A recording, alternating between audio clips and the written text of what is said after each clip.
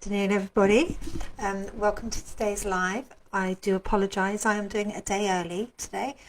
This is because tomorrow I will be tied up doing an event. So I do apologise, but at least I'm giving you the information now. So what we want to talk about today is how to spot a narcissist. Now, I don't know if it's something that you realise or not, but many of us are actually living that life or have lived that life, and without realising it, we never put a label on it. We kind of got adjusted to a new normal, which was really tricky. I know I was in that situation, and it took a long time for me to actually realise what was going on. So what I wanted to talk to you today about was there's been an article published, how to spot telltale signs of a narcissist. So it makes life an awful lot easier if you can actually identify some factors and maybe work on them, or come to a realization yourself of what you need to do to move forward. Now, a relationship with a narcissistic partner, that's a really difficult word to say, can only ever end in heartbreak. But getting out before it's too late can be very difficult unless you're familiar with the warning signs. And there's a lady called Emma Davey, who's a BACP counsellor and narcissistic abuse recovery coach at My Trauma Therapy. She told Female, which is part of the male newspaper group, that being in a relationship with a narc, I'm just going to shorten it there, can be extremely damaging to your mental and physical health. So sharing the red flags to look out for if you suspect your partner may have narc personality disorder, she warned that no matter how much a partner may want to save a narcissist, it's highly unlikely that they will change the behaviour. Now, the red flags reveal things that could initially seem positive, such as declaring love early on in the relationship and wanting to know every detail of your past as soon as possible and describing an idealized future together. And it's only when you're hooked that the more obvious sinister signs start to emerge, such as trying to control you financially, never genuinely apologizing, and trying to isolate you from your friends and family so that you rely on them completely. So Emma goes on to reveal the 6 red flags everyone should be aware of, because don't forget, narcs can be men and women. It's not gender specific. So the first one is lies and future faking. So narcissists lie continuously, even over the smallest of things. You'll never get the truth from a narc. They have to lie about who they are so that they can create the illusion that they're better than everyone else. And when you first meet them, they'll sell you the dream.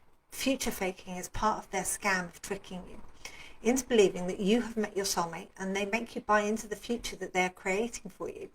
If it sounds too good to be true, it probably is. And a narc wants to see and trap you as quickly as possible before their mask slips, and you start to see the harsh reality of their abuse. And that's why victims of narcissistic abuse describe meeting and falling in love with a narc as a whirlwind. And the word love gets used very quickly to make the victim feel that they are everything the narc ever wanted, and the narc will make their victim feel extremely special and that they're the one and only. Now, how to tell if you are a victim of gaslighting.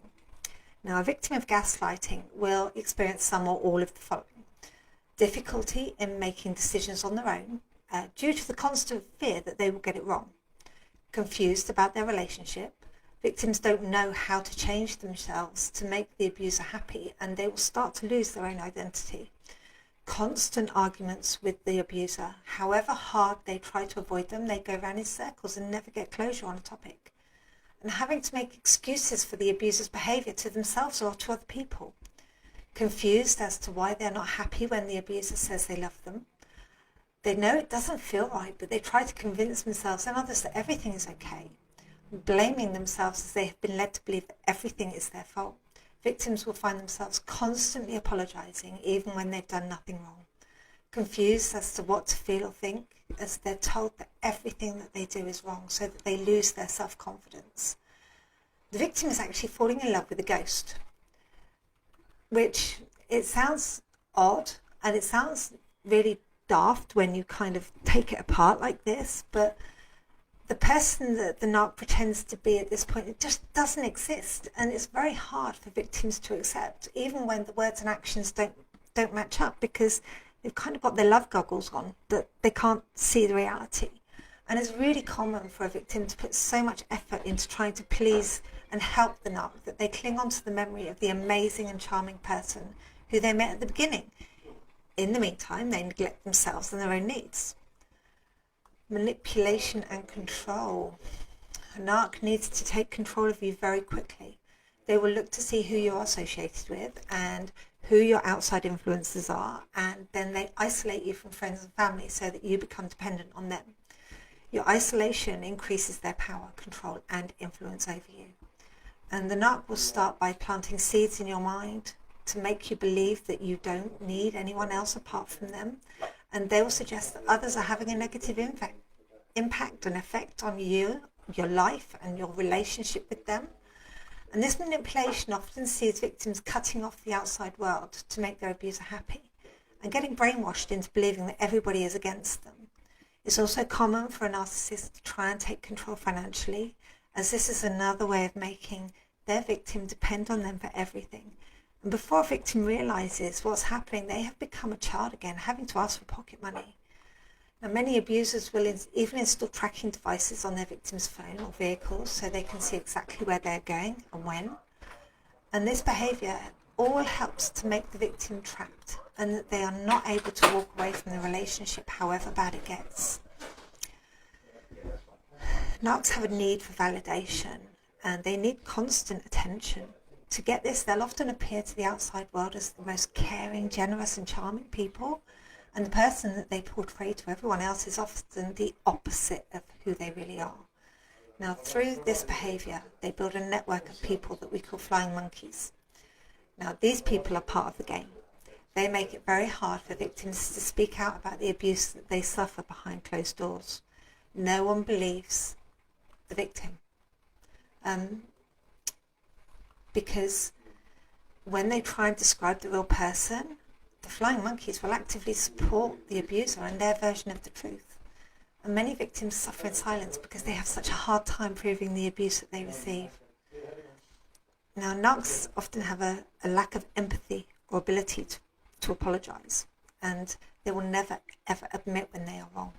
That's because that they genuinely don't believe that they are ever in the wrong. To them, everybody else is the problem, and so they shift the blame onto other people.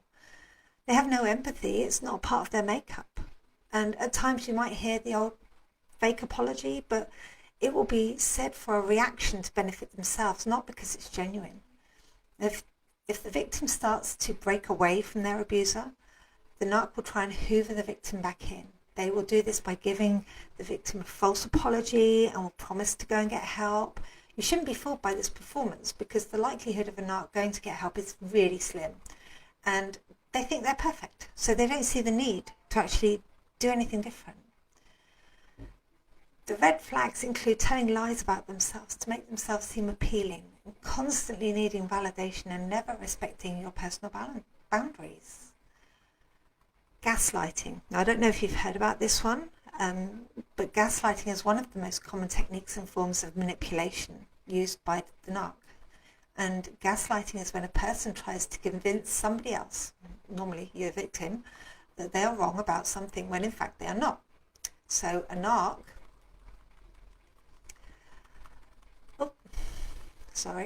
I've got notes here and I am kind of using my notes to help me because there's quite a lot to tell you here. So a narc will use this tactic to brainwash the victims, and over time it causes you to question your own sanity and what is reality.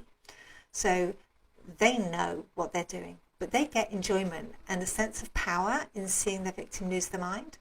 And when gaslighting, the narc will use the phrases that never happened, or you're overreacting, or you're too sensitive, you need to see a doctor, you're crazy, I never said that, you're wrong, are you feeling okay? A victim of gaslighting will experience some or all of the following. The abuser will often leave the victim for short or long periods of time. This makes the victim accept any behaviour they receive in the hope that the abuser comes back to them. They'll have a lack of respect for boundaries. An ARC will never respect a boundary. When you first meet an ARC, they will see how far they can push your boundaries to see if you are a potential victim. And they'll look for your vulnerabilities, which is why they'll want to know everything about you as quickly as possible. They'll find out how much you're prepared to take and how much they can push you into accepting their behaviour. And a vulnerable person is easier to control and manipulate than someone who has very strong boundaries in place. Being involved with an ARC is extremely damaging to your mental and physical health. If you notice someone having a negative impact on your life, this is a red flag and it shouldn't be ignored. No matter how much you want to save them, you will only be destroyed in the process. Now, I wanted to share this with you today, and I wanted to share this article with you today because I read this article and I thought, oh my God, that's me. I went for years thinking that maybe I was wrong. Maybe this is the way it's supposed to be. Maybe, maybe I'm the problem. And accepting the manipulation and the gaslighting and the lies and the abuse and all of the other things that went along with it. And everything was obviously always my fault, and I was never good enough. I was never slim enough. I was never clever enough. My money was always good enough, strangely. And it was only when I came out of the relationship that, and it took a long time afterwards for me to actually see the reality of what had occurred. And I knew that I had been isolated, and I knew that things weren't right, but I felt trapped. I felt absolutely trapped. I could not see any way out. And when it all kind of exploded, it was a blessing in disguise, because that kind of gave me the opportunity for that. That was it. That the relationship was over. But the problem with somebody like this is that they will never accept that they are the problem. And it was only when I started to draw really strong boundaries that they stopped trying to, I won't say they stopped trying to manipulate, they didn't stop trying to manipulate, but I had to install strong boundaries, and I had to continue reinforcing those boundaries to be able to get to a place where I could move forward in my life. Because up until that point, I couldn't move forward. I was still trapped. Even though I was out of the relationship, I was still trapped. And I was still being manipulated, and I was still being tortured, I think is the only word, by the abuser. And that's a really difficult place to escape from. And what I would like to say is that there is an escape, there is hope, and life doesn't have to be that way. And however bad it is, there is a way out. And help is out there. You just have to ask for it. And you just have to be willing to accept it. Because it took a long, long time for me to be willing to actually accept any help. I was very much in self-denial. Denial wasn't a river in Egypt. It was full force on me. I was definitely not accepting that there was any of this going on. I was kind of blindsided really by the reality when it kind of dawned on me really how bad it had got. And when I compare life then to life now, it's a different world. And the one thing that changed was my mindset. That was literally the one thing that changed it all, was my way of thinking. And that's the power of your brain. And what I would say is, as long as you are willing to do the work required, there is an escape, there is hope, there is a way out. Now, lots of us go through toxic relationships for various reasons. There's various different types of toxicity and various different types of things that happen. So what I will be doing is, as of the 29th of March, which is in a week and a half's time, I will be running a free 5-day challenge. Now, I would invite all of you, any of you that are watching, if either you are leaving a toxic relationship or if you know somebody that is, please invite them to register. It doesn't cost anything, and the idea is that it will give them clarity and a way forward, or it will give you clarity and a way forward in which to start getting past some of these things that are going on. So it's specifically for leaving a toxic relationship.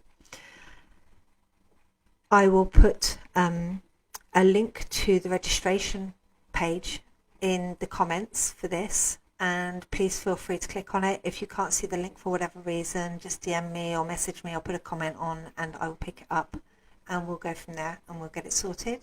But I would love to see as many of you as I can on that challenge, and it would be amazing to get some people really moving past the binds that hold them right now, because it really is tough to, first of all, accept that you've been abused, and secondly, to acknowledge the abuse and identify a way forward. And that's what we're going to be looking to do, is to really acknowledge where we are, what's happened, and move forward.